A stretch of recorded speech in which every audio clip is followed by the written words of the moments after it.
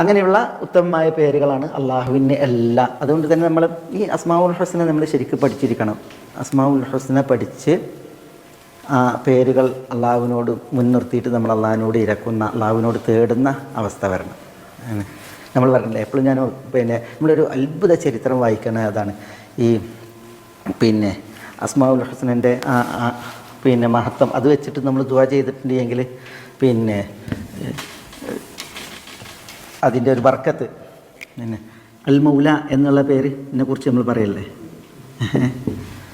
Zubair bin അവ്വാം റളിയല്ലാഹു തആല അൻഹു കടം വീട്ടാൻ വേണ്ടി പറഞ്ഞ് സുബൈർ റളിയല്ലാഹു തആല അൻഹു മരിക്കണീൻ്റെ തലേന്ന് അദ്ദേഹം ജമലിൽ സുഫീനിൽ മരിക്കണീൻ്റെ തലേന്നാൾ അദ്ദേഹം ഏറെക്കുറെ മനസ്സിലാക്കുകയാണ്. ഒരു രക്തസാക്ഷിത്വം അദ്ദേഹത്തിന് പറയപ്പെട്ടതാണ്. അതിൻ്റെ സമയമെടുത്തു എന്നുള്ളത് അദ്ദേഹം മനസ്സിലാക്കുകയാണ്. കാരണം നബി സ്വല്ലല്ലാഹു അലൈഹി വസല്ലം തങ്ങൾ അദ്ദേഹമുള്ള സന്ദർഭത്തിലാണ് പറഞ്ഞിട്ടുള്ളത് ഷഹീദുമാരാണ് എന്നുള്ളത്.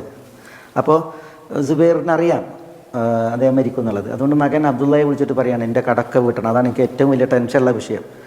എൻ്റെ കടം വീട്ടാൻ എന്തെങ്കിലും ഒരു പ്രയാസം നേരിടുകയാണ് എങ്കിൽ യാ മൗല സുബൈർ ഇഖ്ദി അൻഹു ദൈനഹു, സുബൈറിൻ്റെ മൗലയായവനെ കടം വീട്ടി കൊടുക്കുക എന്ന് പ്രാർത്ഥിക്കാൻ പറഞ്ഞു. വാപ്പ മകനോട് വസിയത്ത് ചെയ്യാണ്.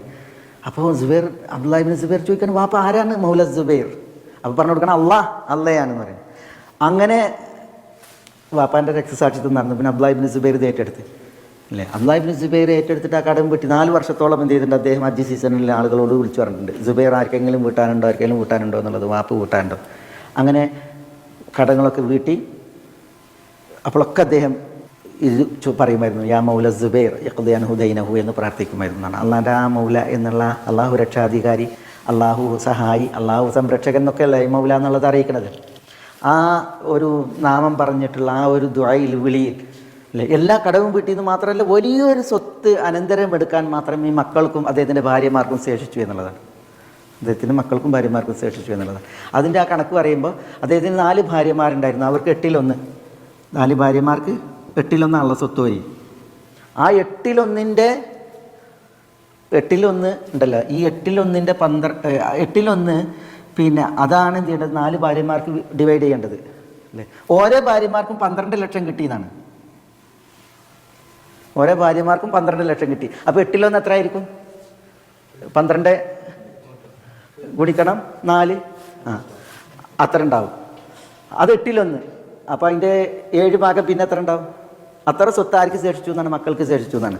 ബാപ്പ പറയുമ്പോൾ മരിക്കുമ്പോൾ കടം വീടൂലേ എന്നുള്ള പേടിയായിരുന്നു. കടം വീടൂലേ, അപ്പോൾ കടം വീടാൻ എന്തെങ്കിലും പ്രയാസം നേരിടുകയാണ് എങ്കിൽ എൻ്റെ കടത്തിൻ്റെ വിഷയത്തിലാണ് എനിക്ക് പേടി, മൗല സുബൈർ എന്ന് പറഞ്ഞിട്ട് അള്ളാഹിനോട് ദുആ ചെയ്യണം എന്ന് പറഞ്ഞു കൊടുത്തു എന്നാണ്. ഞാൻ പറഞ്ഞു വെച്ചാൽ അള്ളാഹുവിൻ്റെ പേരുകൾ പഠിക്കുന്നതിൻ്റെ അനിവാര്യതയാണ്, പഠിക്കേണ്ടതിൻ്റെ അനിവാര്യതയാണ്. ആ പേരുകൾ വെച്ച് നമ്മൾ അള്ളാഹിനോട് തേടേണ്ടതിൻ്റെ അനിവാര്യതയാണ്. പ്രത്യേകിച്ച് നമ്മൾ ഈ ഒരു ഫജ്ർ നിസ്കാരത്തിൻ്റെ മുമ്പ് ഒരു 2 റക്അത്ത് നമസ്കാരത്തിന് നമുക്കൊരു അവസരം കിട്ടുകയാണെങ്കിൽ അതിൻ്റെ സുജൂദിൽ അള്ളാഹിൻ്റെ പേര് വെച്ചിട്ട് അതിൻ്റെ അർത്ഥം മനസ്സിലാക്കിയിട്ടായിരിക്കണം നമ്മൾ അള്ളാഹിനെ വിളിക്കേണ്ടത് അല്ലേ. നമ്മൾ തേടുന്നൊരു കാര്യം അള്ളാഹു വിലങ്ങും എന്ന് നമുക്കൊരിക്കലും ഇല്ല. അള്ളാഹു സുബ്ഹാനഹു വ തആല അത് കനിയും എന്നുള്ളത് കട്ടായാണ്, അള്ളാഹിൻ്റെ ഒരു ഉറപ്പാണത്. ഏതായാലും ഈ അൽ അസ്മാഉൽ ഹുസ്നയെ പഠിക്കുക, അതിൻ്റെ ആശയം ഗ്രഹിക്കുക എന്നുള്ളതാണ്. അല്ലാഹു ലാ ഇലാഹ ഇല്ലാഹു ലഹുൽ അസ്മാഉൽ ഹുസ്ന.